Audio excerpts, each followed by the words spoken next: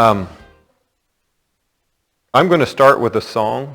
Okay, what we've been doing is every week we've started with some music, because I think music has a way of putting you in the right frame of mind for the topic we're going to be talking about. And today we're talking about truth, goodness, and beauty. And basically, is there truth, goodness, and beauty? Because in our culture, they'll tell you there's no such thing.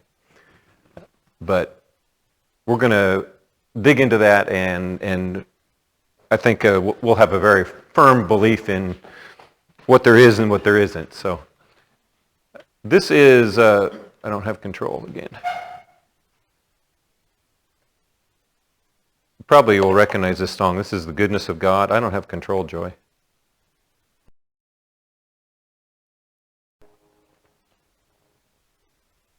All right. Just kind of get you in a good mood. I want to start with a prayer, and then we'll do a little object. Heavenly Father, thank you so much for this time together to share and to learn from one another, to talk about how we can deal with all the false that we see in our world today. How we can help people to see the truth, which is you. I know you're here with us today. Help us to find ways to implement the things you're trying to teach us in our everyday lives. And I look forward to many opportunities to share. And I pray this in your name, Lord Jesus. Amen. All right, so truth, goodness, and I know in our culture, things like beauty is in the eye of the beholder. What's goodness? That's really dependent on the circumstances or the culture, and truth. What is truth? So I have a sack here. Can you tell me what's in it? Ayla, please. What? This is one of my treasured possessions in the world. Bible. Could be. Put Bible up there. What? Family. Family? Like a picture or something? Yeah. Yeah, okay, could be. So family picture. Anybody else? Air. Air? Well, it probably has air in it. That I can't really get away from that. It is not empty, I promise. So, to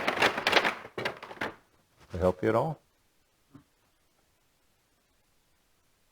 So, like we talked about with the worldview, without a complete picture, there's no way you can know.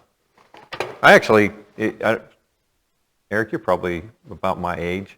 You ever bring your lunch to school in one of these? Yeah. I sure did. Yeah, brown paper bag. I had trouble finding a brown paper bag, I'll be honest. That's what I'm talking about. So, now do you understand why it's one of my prized possessions? No. It's what? Food. It could be food, yeah. It can make food. It can make food, and I have eaten from that, and that is part of the reason it's special to me. Go ahead, Maya. Isn't that your grandmother's hot cocoa pot? It is my grandmother's hot cocoa, especially in the wintertime. I would stop at my grandmother's house on the way home from school, and she would make hot chocolate in this pot, which is the reason it's one of the most treasured possessions I have. But without a full picture, you cannot know the truth. And that is really the way truth is. You have to have a full picture in order to know the truth. And there's only one truth. Okay, I love this because my grandmother made hot chocolate for me in it. Without that full picture, you wouldn't really know the truth. Okay, it's not relative. I put a couple of things up here. I mean, it's a nice paperweight, but there's no way for you to understand what the significance of that is, although my name is on it, so that you might have some idea. Go ahead, Maya. Oh, you have to shut up. Okay.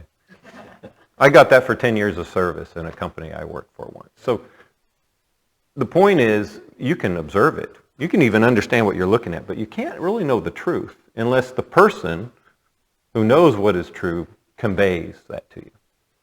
And I want you to just kind of keep that in your mind as we go through today, that truth is specific. It's not subject to opinion. There's only one truth. And without a complete picture, you can't know the truth. And I think you'll understand that kind of as we go along. So, I mean, yeah, we thought Bible, family picture were great possibilities. And those all were treasure to me. You're completely right, but it wasn't what was in the bag. There's only one thing in the bag. So that's what truth kind of looks like. And, oh, it's still not working. So as we're going through this series, we're going to be filling in basically the puzzle pieces of our worldview as a Christian. We're going to be talking about truth today. We talked a little bit about just this overall concept last week, but in the next few sessions, we'll be filling in one of these puzzle pieces as we go along. So, how do we defend our faith as Christians? We have to know what truth is, right? We have to know how to convey that to the people that we're around. And I think what people ask us a lot is, why do you think Christianity is true? And believe it or not, that's, unless you've really thought about it, it's a little tough. It's personal, is what we will often say. But what I want to show you through the course of the next several sessions is our faith is based on evidence. It really isn't my opinion. It's my processing of what I can observe and what has come before. We have evidence-based faith. Most worldviews don't. And we kind of talked about that a little bit last week. So I think what we hear a lot today is that truth is relative. You have your truth, I have my truth. You ever heard that at school, Hank? Maybe a little bit? Yeah. So, truth is relative, or you can't know the truth. That's the one I really love. Science is the only thing that can determine something's true. Or you can't handle the truth. Or you can't handle the truth. You're stealing my thunder. We'll get to that later. Today in the world, there's a whole bunch of stuff we hear about truth. And only one thing can be right. All the other stuff has to be wrong. The question is, how do we do that? So what we have to do is we have to dig deeper to try to discover what truth is. And before I get too deep into it, every time I've tried to kind of highlight some books that I've had an opportunity to read. Seminary books. I think I only have one on, maybe two of them are down here. Total Truth by Nancy Percy is probably, I'm not much of a book reader, but it's probably the best book you can ever imagine. It's a big, thick book. We'll give you an idea. She's co-written books with Chuck Colson. She's went to Louis Schaefer's school in Switzerland, right? She's worked in the White House. She's been a reporter most of her life. If you want to kind of understand how our culture has kind of moved away from God, this book will explain it in ways that are really, really easy to understand. It's a big, thick book. But I like her subtitle, Liberating Christianity from Its Cultural Captivity, because that's really what we've done. We've tried to put Christianity into a box in our culture. Faith and Reason. Nice thing about Nash's book is it kind of shows us that our faith has logic and reason behind it, and how many of the worldviews don't, including atheism. They claim logic and reason, but when you listen to their logic and reason, it sounds like philosophy, not reason and logic. And then From Dawn to Decadence is a gigantic book. It's a history book. It takes you from about 1500 up until 2000. But Barzan he's not going to tell you about the world wars. He's going to tell you about the cultural things that were going on that led to those conflicts during that period of time. He's going to talk about the underlying truths of Christianity that had been peeled away that caused some of those things to take place. And he gives us a little focus on different communities at different times in history, like Geneva and like Paris and like London, and digs deep so you can kind of see what the culture was and how God was there or not there and how that was affecting. It's an interesting history book from that perspective because it's not like reading history. So if you're interested in anything we kind of talked about today, these are resources that I would recommend, and believe it or not, I've read all three of them as part of my schoolwork. So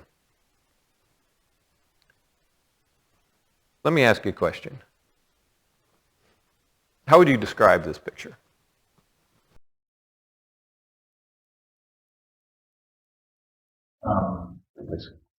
I would say palm tree on a beach.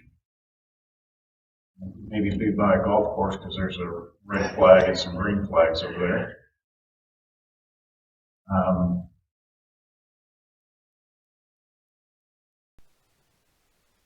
You're failing. I would say it's a palm tree on a beach with some flags to the left, so it may be part of a golf course, sitting on an ocean with a forest to the front. Okay. Looks nice. I don't know what's behind me. Okay. Well, either Joey or I took this picture, so. Oh, nice. Anybody else? You girls have been there. I think that's a lion. No, it's not the lion.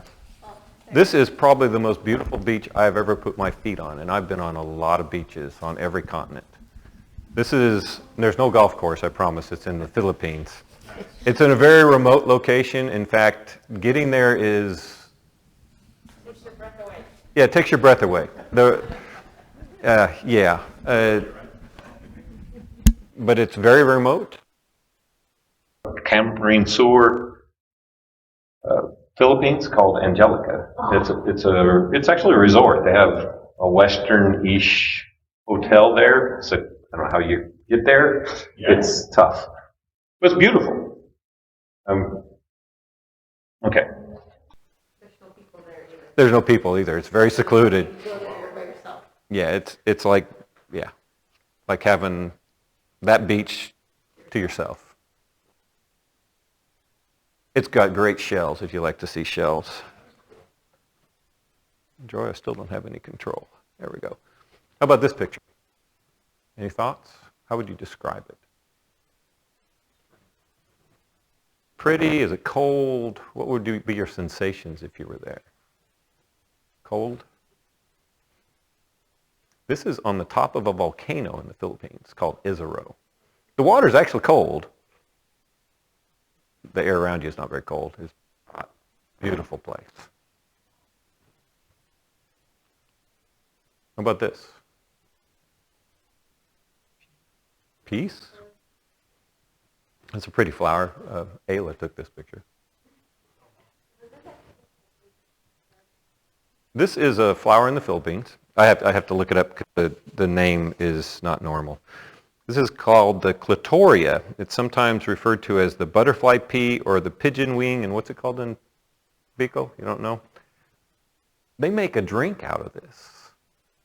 They mush it up and make a drink. It's supposed to cure all your ills. Tastes actually pretty good, believe it or not. Out of the flower. Yeah, it's got a very unusual, but it's pleasant taste. It's very purple. It retains its color. Okay, what about this picture?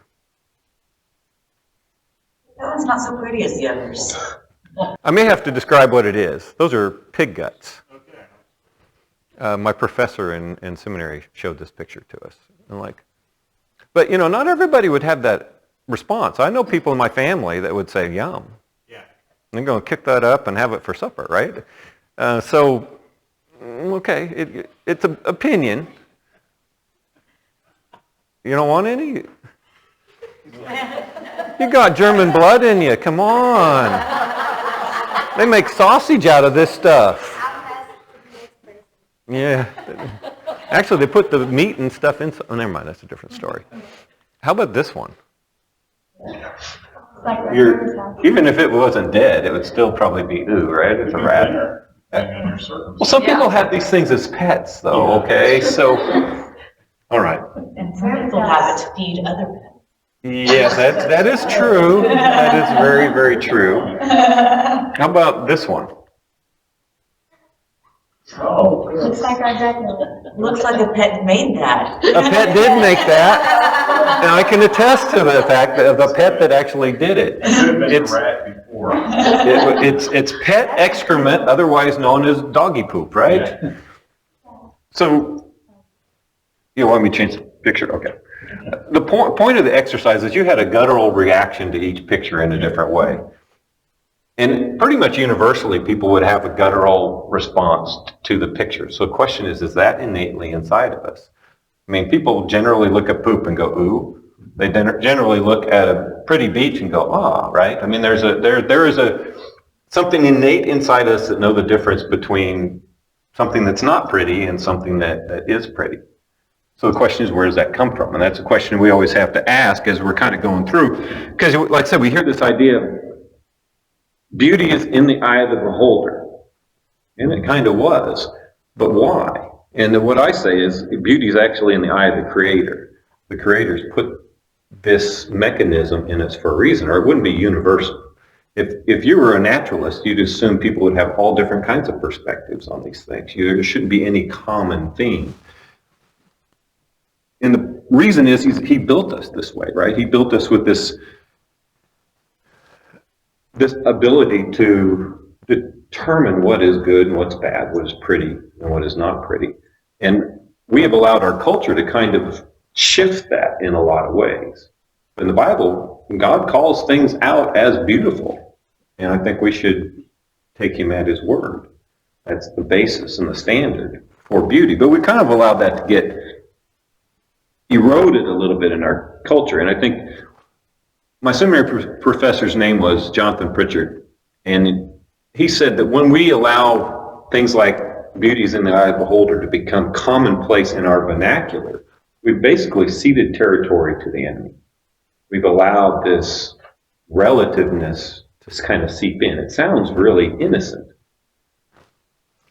Let me ask you another question. What decade, I'm going to hold that one back. What decade would you want to live in if you could choose? Because we always hear everything's getting worse, right? It's always getting bad. What would you choose? A-list grad, come on. Go. So if you're going to choose a decade, it can be any decade, if you can imagine one.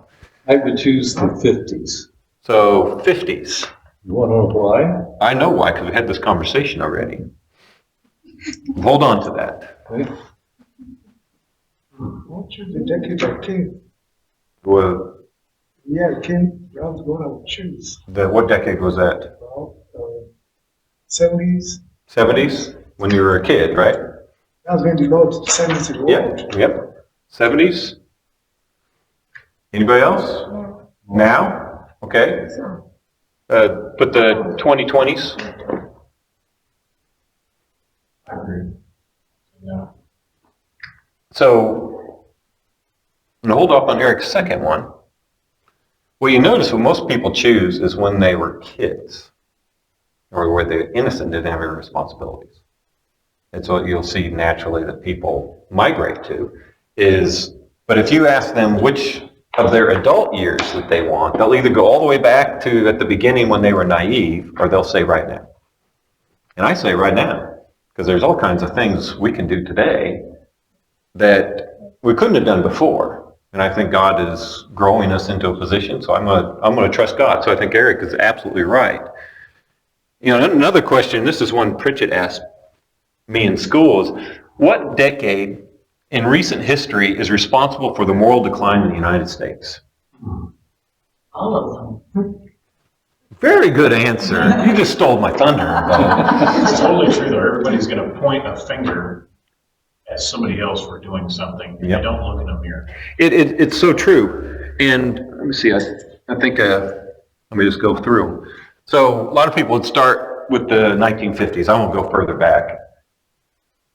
There was a golden era after World War II, but there was all kinds of problems in America from a moral perspective. Secular humanism was on the grow. Scientism came into being, and this idea of futurism. You have flying cars, and all that stuff comes from the 1950s. People were very much looking way past their lives and not very concentrated on the problems that were going on. Because you still had segregation. You still had a variety of problems that we were dealing with in the 50s. Some people might say the 60s, but that's when we started banning school prayer and reading Bible in public places. We won't talk about the hippies and all that other stuff that went on in the 60s. This is not even talking about military activities. The 50s had Korea, the 60s and 70s had Vietnam. Yeah, that's why I didn't choose none of them. In the 70s, we got into this image self-consciousness where, you want to really conscious about what you look like in the mirror. We started becoming a consumer-based society in the United States, which we are now, but that's where it started. And you can keep going, right? Every decade has moral decline, just like Laura said. No one is better than another. And frankly, no one is worse than any other. We often say we're worse off today, but I look back at we watched a movie called Cold Mountain that was Civil War era. Oh gosh, I would not want to go back and live there. I mean, Especially as a woman. the biggest gun wins, right? There's no right and wrong. Right. There's no civil authority at all. At all, period. I even look back, think about the 20s in the United States. Yeah. No electricity, no water. So Oy. The movie No, Lawless, I don't know if you've seen it. Lawless is a very good movie, and it just shows you how corrupt the police was during that time and the whole moonshining operation that was going on. It was just brutal. But it was the 30s. yeah, the 30s, the 20s. I mean, you just walk through it. Yeah. So, my personal opinion is we shouldn't throw our era under the bus. We're no worse than the people that came before us, and the people that came before us definitely were better. But it's perspective, right?